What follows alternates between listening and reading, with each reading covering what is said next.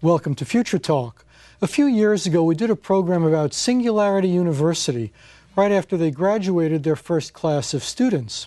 Singularity University is a kind of technology incubator. It recruits very bright students and helps them form startup companies to tackle the world's most pressing problems. We recently visited them again to see how they're doing, and they seem to be doing very well. We attended the graduation celebration of their most recent class and looked at some of the new companies they're starting, and we'll be showing footage of that in just a few minutes. But first, I'd like to introduce my guest. Daniel Kraft has been chairman of Singularity University's medical track since the school's beginning.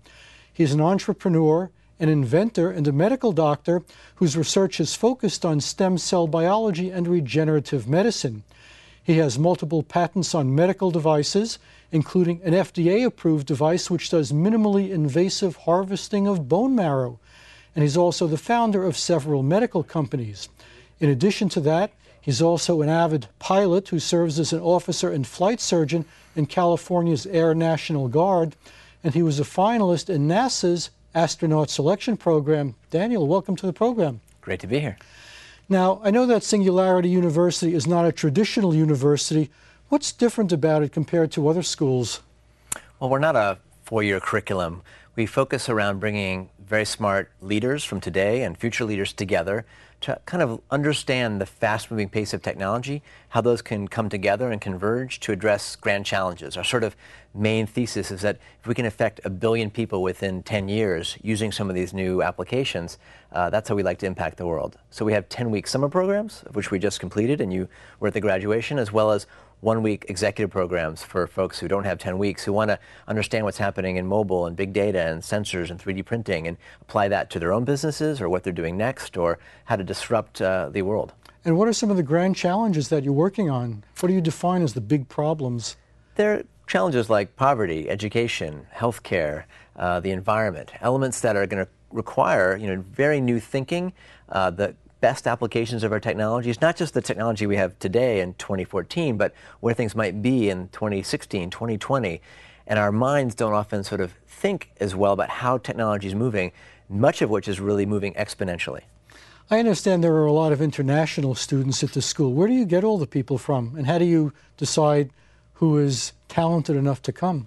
For our summer programs, we have thousands of applicants. This year we had 80 students or participants from 35 countries. And we try and bring folks who have different technical expertise, some who are MDs, MBAs, entrepreneurs, social network folks. And when you bring the folks together who have great skill sets and cross-fertilize them and mix them up, some really magical new ideas, companies, and entities have formed, which are on the way to reshaping the world. Have many of these students gone on to produce companies that have actually made a mark? Sure. Well, just yesterday, one of the companies from our 2010 program called Made in Space, formed by some students there, thought, what would happen if we take a 3D printer and we were able to send it to the space station, where normally you have to ship parts, which is quite expensive. And they, on SpaceX, flew the first 3D printer to the space station, which will be tested out this week. We've also seen companies like GetAround looking at the future of transportation. They're now launched in San Francisco, where your car, I could use your car, find your car with my iPhone or smartphone, drive it around, and you get paid for it. So the sharing economy blending with the future of transportation. Well, it sounds like there's a lot of innovation taking place there. And in a few minutes, we're going to talk about some of your innovative work in medicine. But first, we have some video of the recent graduation celebration, which we recorded at the Computer History Museum in Mountain View. Let's go ahead and roll that tape. Singularity University's latest graduation celebration took place at the Computer History Museum in Silicon Valley. Notable speakers included Ray Kurzweil, the well-known futurist, inventor, and co-founder of Singularity University, and Peter Diamandis, founder of the X Prize Foundation and co-founder and chairman of SU. I had a chance to ask Peter a few questions. What is your broad vision for Singularity University? What do you hope that it will accomplish in the future?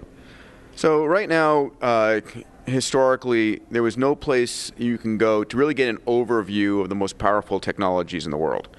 If you go to MIT, to Stanford, to Harvard, to Supiro, wherever it might be, you get a very narrow focus when you get your PhD.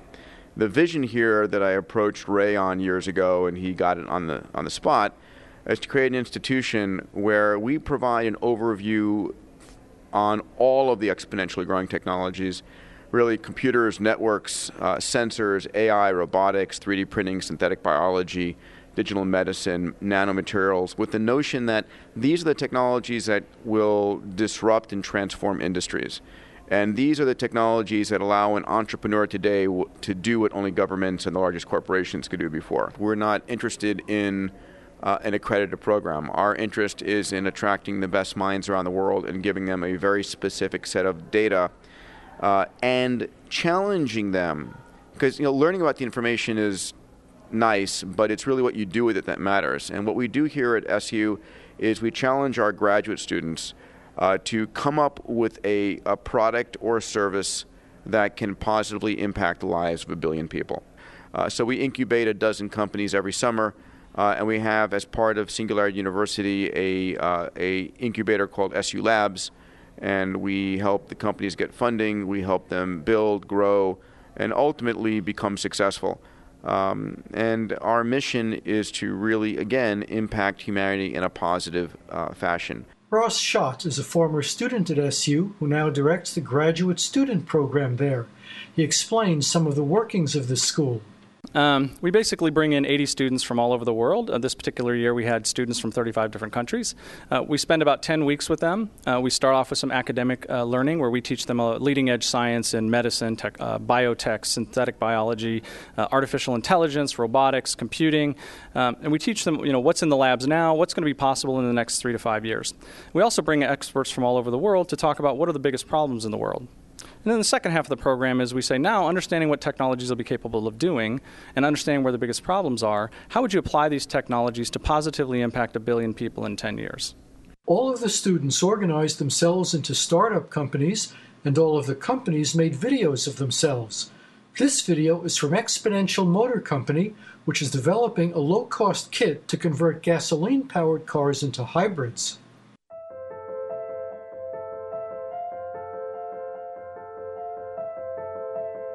Every day, we have the opportunity to make the world a better place. 1 gallon of gas releases 24 pounds of carbon dioxide and other pollutants into the atmosphere. While 5 pounds of that carbon dioxide comes from petroleum extraction, more than 19 pounds per gallon actually comes right out of the car exhaust. There are more than 1 billion cars in the world, generating almost 17 million tons of carbon per day. The time is now for global change. We have a solution. With a tiny budget, in 8 days, we modify an ordinary car into a hybrid using commonly found car parts available anywhere worldwide. We can easily and inexpensively refit older vehicles. Additionally, our software, with artificial intelligence combined with basic engineering, will lead to a greener world earlier than previously thought. It learns from traffic and your driving behaviors and decides when it's best to use the electric or the gasoline engine. We cannot suddenly remove all cars from the streets, so let's make them more efficient and eco-friendly. We only have one planet, and every day there's an opportunity to make it better. Every action, even the smallest one, creates an impact. We are Exponential Motor Company.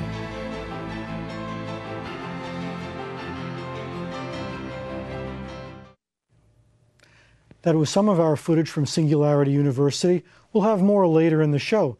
Now that was very interesting, the Exponential Motor Company. I understand you're involved in some exponential technology as well in the medical field. What can you tell us about that?